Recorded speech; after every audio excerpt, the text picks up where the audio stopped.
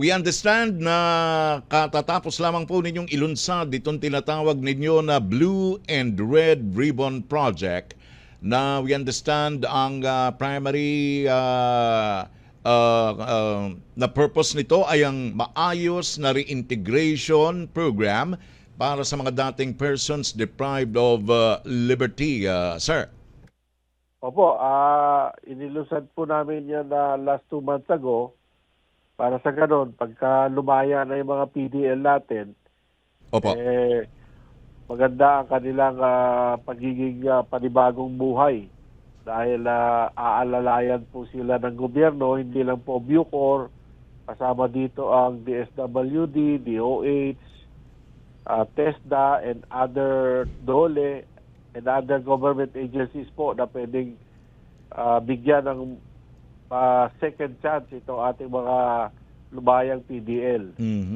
Okay, nabanggit nyo yung iba pang mga ahensya na kaagapay ng ating Bureau of Corrections dito po sa programang ito. So, Department of Health, meron ding DOLE, meron ding TESDA. So, ibig sabihin ang pag-alalay sa dating person deprived of liberty goes beyond paglabas niya ng premises ng Bucor at susubaybayan pati yung kung paano siya makakapagsimula uli sa society, Director General, sir. Opo, kasama pa po dyan yung mga local government natin o officials.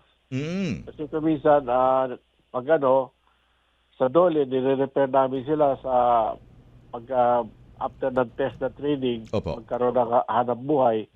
Ganun din sa local government, sa mga mayors na susulat kami, mayor, si PDL ganito, laya na siya, ito po yung skill na natutunan niya, nag-a-apply siya sa trabaho ganito sa munisipyo o sa city.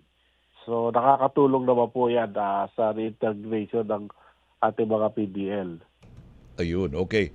Yung Department of Health, halimbawa, so sa paglabas pa lang, titiyakin ng DOH na nasa maayos na pangangatawan itong mga dating persons deprived of liberty, Director General Katapang, sir, ano ha?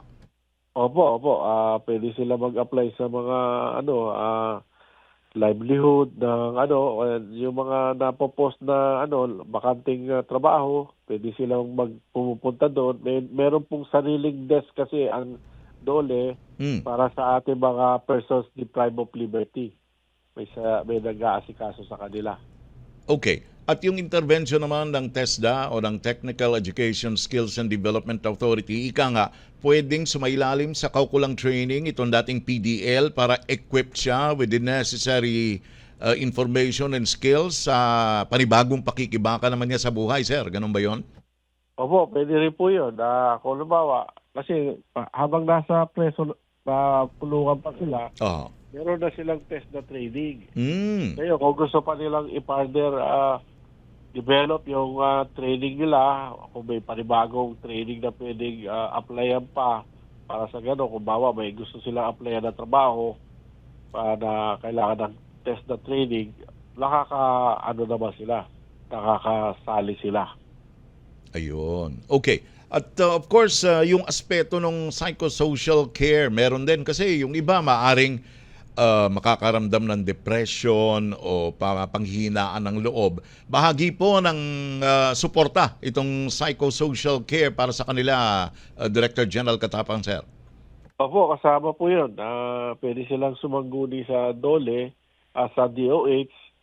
Kung sabihin nila medyo kumbaga nalolow moral sila, baka pwede silang bigyan ng psychological kung ano man medicine, whatever, kung ano psychiatrist na pwedeng malalay sa kanila. Counseling.